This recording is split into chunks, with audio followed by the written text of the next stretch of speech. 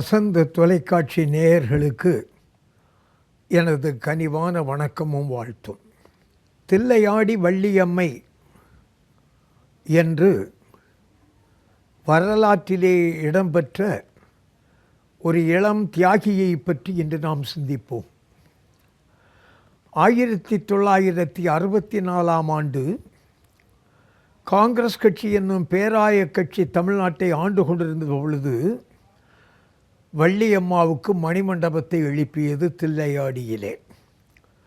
மயிலாடுதுறைக்கு பக்கத்தில் இருக்கின்ற தரங்கம்பாடிக்கு அருகில் இருக்கின்ற ஒரு சின்ன ஊர் தில்லையாடி. அந்த தில்லையாடியிலே பிறந்த ஜானகி என்று சொல்லுகின்ற இளம்பெண்ணை பாண்டிச்சேரியிலே நெசவு தொழில் செய்து கொண்டிருந்த முனுசாமி என்பவர் திருமணம் செய்தார். நம் நாட்டு விவசாயிகள் விளைவித்த பருத்தியை மொத்தமாக வாங்கி கப்பலிலே கொண்டு போய் இங்கிலாந்து நாட்டிலே அவைகளை ஆலைகளிலே நெய்து மீண்டும் இந்தியாவுக்கு கொண்டு வந்து அவர்கள் வைத்ததுதான் விலை என்று ஆங்கிலேயர்கள் செயல்பட்டு கொண்டிருந்த நேரத்தில் ஏற்கனவே கைத்தறி துணிகளை கட்டி கொண்டிருந்த நமது மக்கள் அந்த ஆலை துணிகளை வாங்க ஆரம்பித்தார்கள். நெசவு தொழில் நசித்தது. ஜானகி முனியம்மாள் தம்பதியினர் வறுமையிலே வாடினர். அப்போது பார்த்து வெளிநாடுகளுக்கு ஆட்களை அனுப்புவதற்கு வேலை செய்து கொண்டிருந்த ஒருவர் அவரை பார்த்து சொன்னார், முனுசாமி, நீ இங்கிருந்து தென்னாப்பிரிக்காவுக்கு போவாயானால் கை நிறைய சம்பளம் கிடைக்கும். ஒரு தோட்டத்திலே நீ கொஞ்ச நாட்கள் வேலை செய்தால் அந்த தோட்டமே உனக்கு உரிமையாகும் என்றெல்லாம் ஆசை வார்த்தையை கூறி அவரை தென்னாப்பிரிக்காவுக்கு போவதற்குரிய சூழ்நிலையை தூண்டிவிட்டு விட்டான். தனது கர்ப்பிணி மனைவியோடு தென்னாப்பிரிக்காவுக்கு கப்பல் ஏறி சென்றார். தென்னாப்பிரிக்காவிலே இப்போது வைர சுரங்கங்களிலே ஜூலு மக்களை, ஆப்பிரிக்க இனத்து மக்களை அடிமைகளாக நடத்தி கொண்டிருந்தார்கள் ஆங்கிலேயர்கள். அதே நேரம் அங்கே இருக்கின்ற கன்னங்கருத்த மண் கரும்பு விவசாயத்திற்கு நல்லது என்று சிலர் சொல்ல அந்த விவசாய கூலிகளாகவும் இந்தியாவிலிருந்து ஆட்களை வரவழைக்க வேண்டும் என்று திட்டமிட்டார்கள். அந்த திட்டத்தின்படிதான் ஆசை வார்த்தைகளை கூறி இங்கிருக்கின்றவர்களை அங்கே அழைத்து சென்றார்கள். நெசவாளர் முனுசாமியும் ஜானகியும் ஜோஹன்ஸ்பர்க்கில் உணவு பண்டங்களும் காய்கறிகளும் பழங்களும் விற்கின்ற ஒரு கடையை தொடங்கினார்கள். 1898 ஆண்டு பிப்ரவரி மாதம் 22 நமது கதாநாயகியாக வள்ளியம்மாள் அவதரித்தார். தென்னாப்பிரிக்காவிலே குடியமர்த்தப்பட்ட இந்தியர்கள் மிகவும் கொடுமைப்படுத்தப்பட்டார்கள். இன பாகுபாடு பார்க்கப்பட்டது. இன்னும் சொல்ல போனால் வெள்ளையர்கள் வாழ்ந்து கொண்டிருக்கின்ற தெருவிலே எந்த இந்தியனும் தமிழன் உட்பட நடக்கக்கூடாது. வாக்குரிமை கிடையாது. வெள்ளை பிள்ளைகள் படிக்கின்ற பள்ளிக்கூடத்திலே இந்திய பிள்ளைகள் படிக்க முடியாது. சிறு தவறுகளுக்கு கூட இழுத்து போட்டு உதைப்பதும் அடிப்பதும் அவர்களுக்கு மிக சாதாரண பழக்கமாக இருந்தது. அதற்கு மேலோ இன்னும் ஒரு கொடுமை நடந்தது. என்ன என்று சொன்னால், தென்னாப்பிரிக்காவிலே ஆண்டு கொண்டிருக்கின்றவர்களுடைய பழக்கப்படி திருமணம் செய்யாத எந்த மன வாழ்க்கையும் செல்லுபடியாகாது என்று அறிவித்தது. அப்போது கேட்டார்கள், ஏற்கனவே மணமுடித்தவர்கள், அவர்கள் திருமணம் செய்திருக்கிறவர்கள், அவர்களுக்கு யார் மனைவி இல்லையா? இல்லை, அவர்களுக்கு வைப்பாட்டிகள் என்று கருதப்படுவார்கள். அவர்களுக்கு பிறந்த பிள்ளைகள் வாரிசுரிமையற்றவர்கள் என்று சொல்லுகின்ற கொடுமை நடந்தது. அப்போதுதான் வள்ளியம்மாள் பிறந்து வளர்ந்து வருகின்ற நேரம். தாயாரை அம்மா என்று அழைக்க முடியாதா? பெற்ற தந்தையை அப்பா என்று அழைக்க முடியாதா என்று குமுறினாள். அப்போதுதான் அப்துல்லா நிறுவனத்திற்கு ஒரு வழக்கிற்காக வந்த மகாத்மா காந்தி, அப்போது மகாத்மா என்று பெயர் பெறாத காந்தி என்று மட்டுமே அழைக்கப்பட்ட காந்தி, தென்னாப்பிரிக்காவிற்கு வந்தது இருட்டிலே ஒரு நம்பிக்கை ஒளியை தந்தது. அப்படி வழக்காட வந்தவர் அப்துல்லா கம்பெனிக்காக வழக்காடிவிட்டு இந்தியாவிற்கு புறப்பட வேண்டும் என்று அவருக்கு எண்ணம் தோன்ற, நான் செல்லுகிறேன் என்று அவர் சொல்ல, நீங்கள் இங்கு இருந்தபோது எங்களுக்கு எவ்வளவு உதவியாக இருந்தது, இருந்தாலும் நீங்கள் ஊருக்கு போக வேண்டும் என்று முடிவெடுக்கின்ற காரணத்தினாலே உங்களுக்கு ஒரு பெரிய வழியனுப்பு விழா செய்ய வேண்டும் என்று சொல்லி வழியனுப்பு விழா நடைபெற்று கொண்டிருக்கின்ற நேரத்திலேதான் இந்த கருப்பு சட்டங்களை ஒழிக்க வேண்டும் என்று சொல்லி மற்றவர்கள் வந்து முறையிட்டார்கள். நான் என்ன செய்ய வேண்டும்? இந்த கருப்பு சட்டம் திருமண சட்டம் மட்டுமல்ல ஐயனே, இனிமேல் இங்கே வாழ்ந்து கொண்டிருக்கின்ற இந்தியர்கள் ஒவ்வொருவரும் 8 வயதுக்கு மேற்பட்டவர்கள் தலைக்கு 3 பவுன் வரி கட்டினால்தான் வாழ முடியும் என்று இருக்கிறது. இவைகளை உங்களுடைய தலைமையிலே தான் நாங்கள் எதிர்த்து போராட முடியும் என்று சொன்னவுடன், வழியனுப்பு விழா நடந்து கொண்டிருக்கின்ற நேரத்திலேயே நான் செல்லுவதை நிறுத்துகிறேன், உங்களுக்கு தொண்டு செய்கிறேன் என்று காந்தியடிகள் அங்கே அமர்ந்தார். இந்த போராட்டத்திற்கு, அதுவும் குறிப்பாக இந்த திருமண சட்டத்திலே பாதிக்கப்படுகின்றவர்கள் பெண்கள்தான் என்கின்ற காரணத்திற்காக, பெண்களே இந்த சத்தியாகிரக போராட்டத்தை நான் ஆரம்பிக்கிறேன், இந்த அரசாங்கத்தை எதிர்த்து அவர்களுக்கு புத்தி வருகின்ற அளவுக்கு நாம் போராட்டத்தை நடத்த வேண்டியிருக்கிறது, நீங்கள் எழுந்து வாருங்கள் என்று சொன்னவுடன் 11 பெண்கள் முதலிலே நாங்கள் வருகிறோம் என்று சொன்னார்.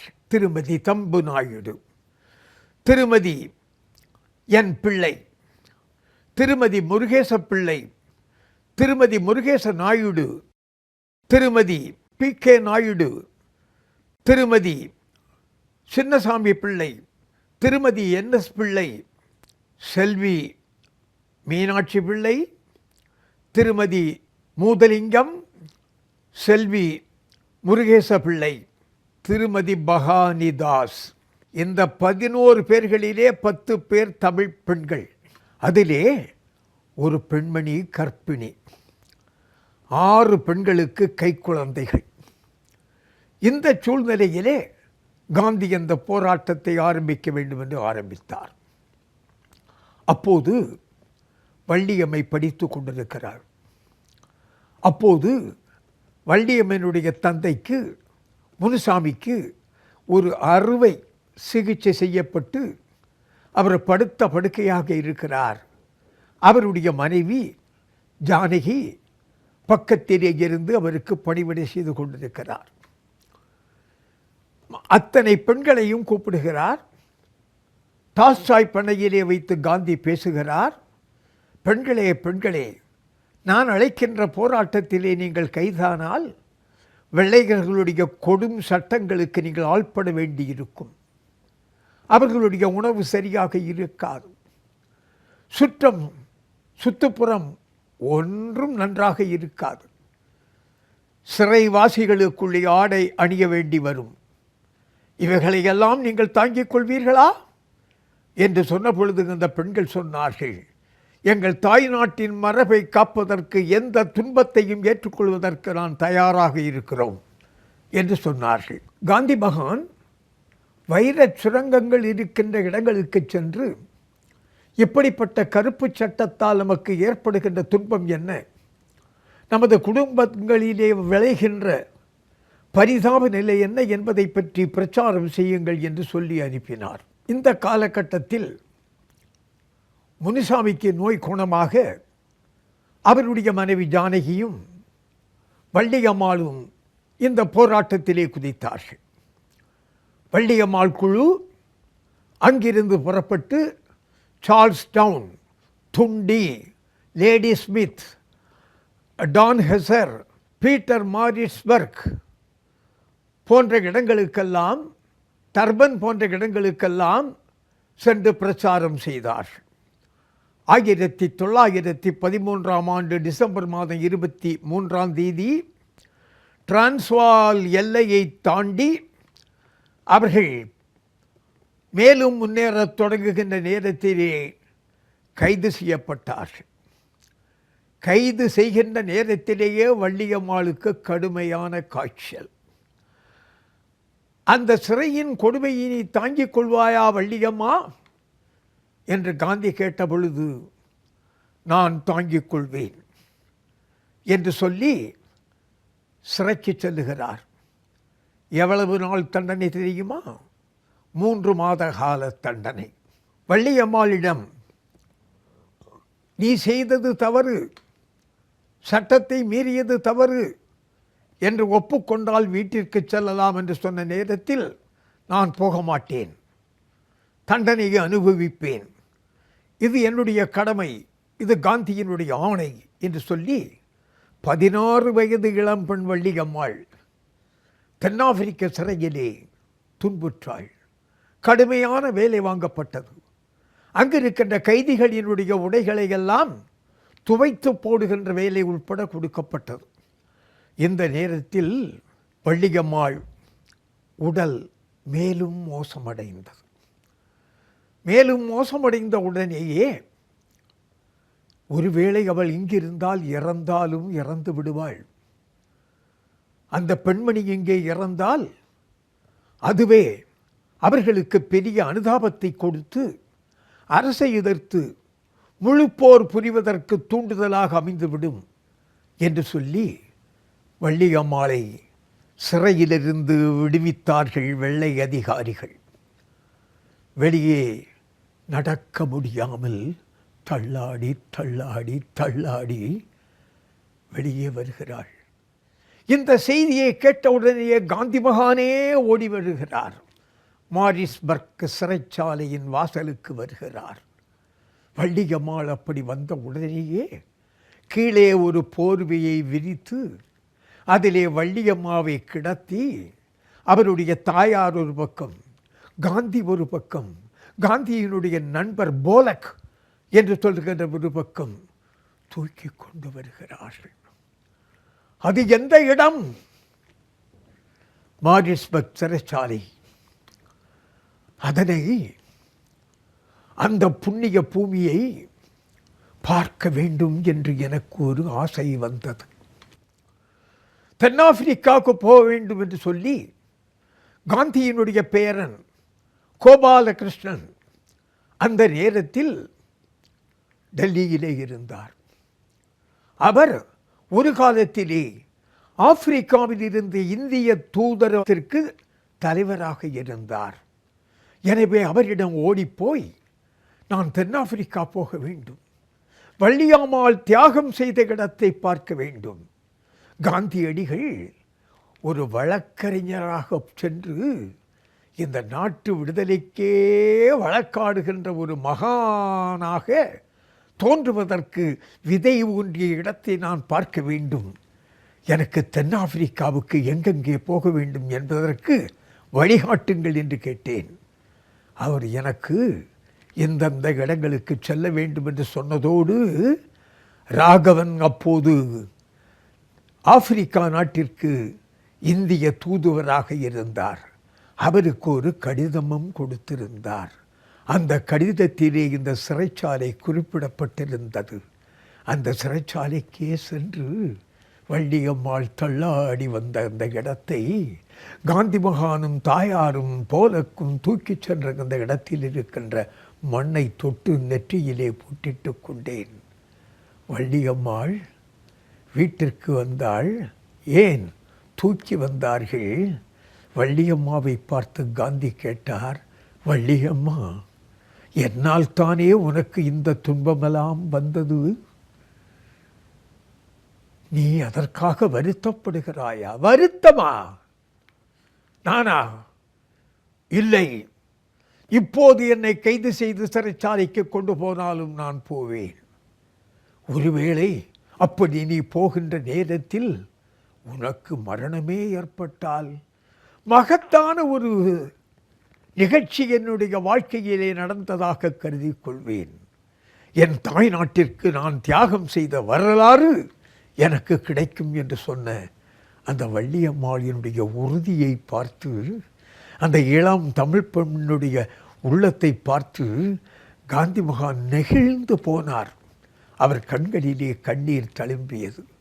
ஆனால் சில நாட்களிலேயே அந்த வீராங்கனை வள்ளியம்மாள் மரணமடைந்து விட்டார். காந்தி துடித்தார். அன்னை கதறி புரண்டாள்.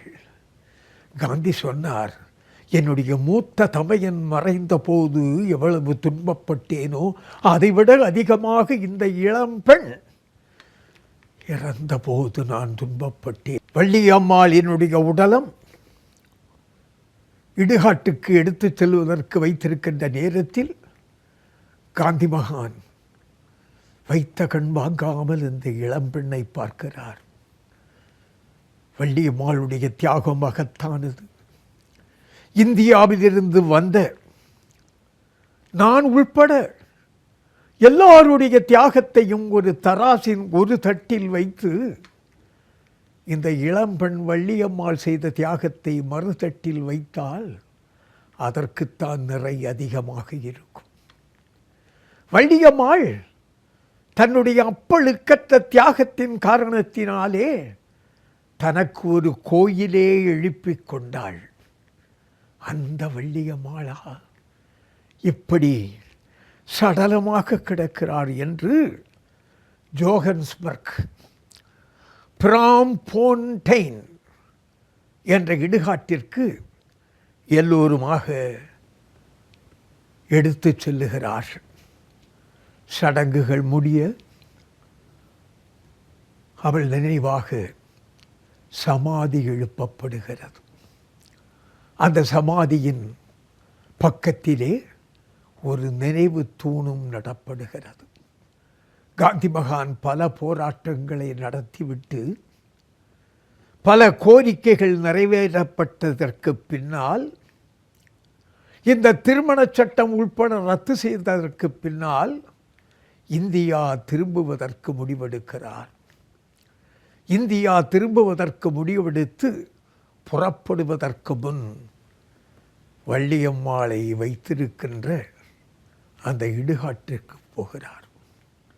அந்த இடுகாட்டிலே ஒரு நினைவு சின்னம், அந்த நினைவு சின்னத்தினுடைய திறப்பு, அதிலே கலந்து கொண்டு வள்ளியம்மாளை வானளாவ புகழ்ந்து பேசுகிறார். அந்த நினைவு சின்னம் அங்கே இருக்கிறது. 16 வயது முடிந்து 17வது வயதில் அடியெடுத்து வைக்க இருந்த நேரத்திலே தான் இந்த வீர மரணம் வள்ளியம்மாவுக்கு நிகழ்ந்தது. அவளை புதைத்து வைத்திருக்கின்ற இடத்தை சென்று பார்க்க வேண்டும் என்று நான் விரும்பினேன். அந்த இடத்திற்கே போனேன். வள்ளியம்மாளா? அது யார்? அங்குள்ள அதிகாரி கேட்கிறான். நான் உடனே தென்னாப்பிரிக்காவிலே இருந்த எனக்கு வேண்டிய பெரியவர்களிடம் தொலைபேசியிலே, இந்த இடம்தானா, நான் இந்த இடத்திலே இருக்கிறேன் என்று சொன்னவுடன், ஆமாம் அந்த இடம்தான் என்று சொன்னார்கள்.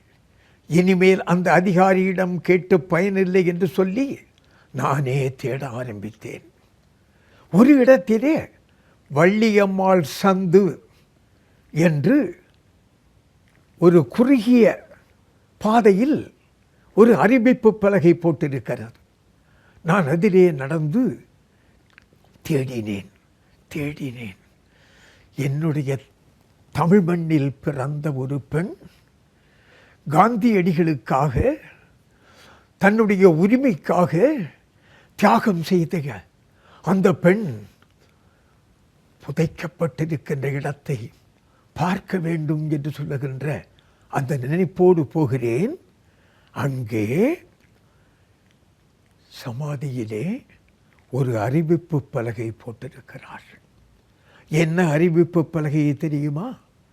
ஸ்ரீமான் ரா முனுசாமியின் குமாரத்தி வள்ளியம்மை 22/12/13 மாரிஸ்பர்க் ஜெயிலுக்கு சென்று அங்கே நோயால் துன்பப்பட்டு நோய் முற்றிய நிலையிலே விடுதலையாகி 22/2/41 பரமபதம் அடைந்து விட்டாள். அந்த சகோதரியை என்றும் மறவாமல் இருப்பதற்கு நாம் கடமைப்பட்டிருக்கிறோம் என்று தமிழிலும் அதையே ஆங்கிலத்திலும் எழுதி ஒரு கல் பதிப்பிக்கப்பட்டிருக்கிறது. இந்த கல்லை பார்த்தவுடன் வள்ளியம்மாள் காந்தி மகான் பெரிதும் போற்றிய வள்ளியம்மாள் இருக்கின்ற இடம் என்று சொல்லி அதை ஒரு கோயிலாகவே நான் வணங்கினேன். இந்த வள்ளியம்மாளைப் போலவே 18 வயதில் சிறைக்கு சென்ற நாகப்பன் போன்றவர்களுடைய கல்லறையும் அங்கே இருந்தது. அவைகளையெல்லாம் வணங்கிவிட்டு வள்ளியம்மாளினுடைய பெருமையை எண்ணி எண்ணி மனமுருகினேன். தமிழ்நாட்டிற்கு காந்தியடிகள் முதல் முறையாக வந்தபோது அவர் சென்ற இடம் தில்லையாடி. தில்லையாடிக்கு சென்று தென்னாப்பிரிக்காவிலே தமிழர்கள் தனக்கு துணையாக இருந்ததை பற்றியெல்லாம் புகழ்ந்து பேசினார். எந்த நேரத்திலும் தில்லையாடி வள்ளியம்மையை பற்றி போற்றி போற்றி பேசுகின்றவருக்கு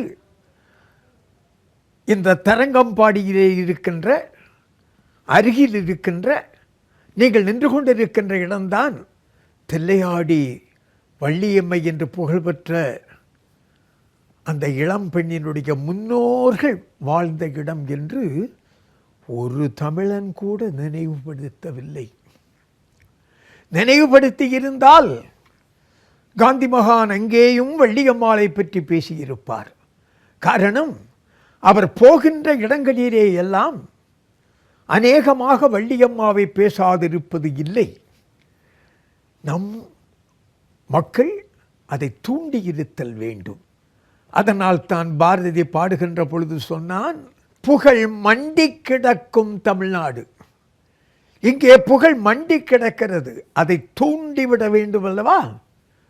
அதற்காக அந்த தில்லையாடிக்கு ஈரோட்டில் இருக்கின்ற ஒரு தியாகியினுடைய அருமை திருமகன் டாக்டர் ஜீவானந்தம் ஏற்பாடு செய்த அடிப்படையில் திருப்பூரிலே இருந்து தில்லையாடி வரை ஒரு பயணம் மேற்கொண்டோம்.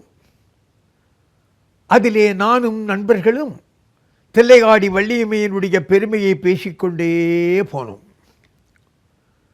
அவளுடைய புகழை பாரதி சொன்னதைப் போலே மண்டி கிடப்பதை கிண்டி வெளியே கொண்டு வந்தால்தான் நமது தியாகம் வெளியே தெரியும் என்பதற்காக அந்த தில்லையாடி வள்ளியம்மையினுடைய அந்த சமாதி கூட சிதைந்திருந்ததை, அந்த நினைவுக்கள் உட்பட சிதைந்திருந்ததை எடுத்து புதுப்பித்தவர் யார் என்றால் மண்டேலா. அவர் புதுப்பித்தார். என்றும் நமது நெஞ்சத்திலே வாழ்ந்து கொண்டிருக்கின்ற அந்த வள்ளியம்மாளை நாம் போற்றி காந்தியடிகளுக்கு துணையாக இருந்த அந்த வீர திருமகளை நெஞ்சத்திலே வைத்து தில்லையாடி வள்ளியம்மையினுடைய புகழ் வாழ்க என்று சொல்ல வேண்டும். தமிழ்நாடு அரசாங்கம் கைத்தறி துறையிலே அதற்கான ஏற்பாடுகளை செய்து கைத்தறி அலுவலகத்தை தில்லையாடி வள்ளியம்மை கைத்தறி கூடம் என்று வைத்திருக்கிறது. ஏனென்றால் அவருடைய தந்தை ஒரு நெசவாளி என்கின்ற காரணத்திற்காக அந்த நெசவாளியினுடைய மகள் வள்ளியம்மாவை ஒரு நெசவாளியின் மகனாகிய நான் என்று பேசுவதற்கு, அவருடைய புகழை பார்ப்பதற்கு, அவர் சமாதியாக இருந்த இடத்தை பார்த்து வந்த நினைவை உங்களுக்கும் சொல்லி நாம் வள்ளியம்மாவை என்றும் நெஞ்சில் சுமப்போமாக. அந்த வீர திருமகளுடைய புகழ் வாழ்க வாழ்க.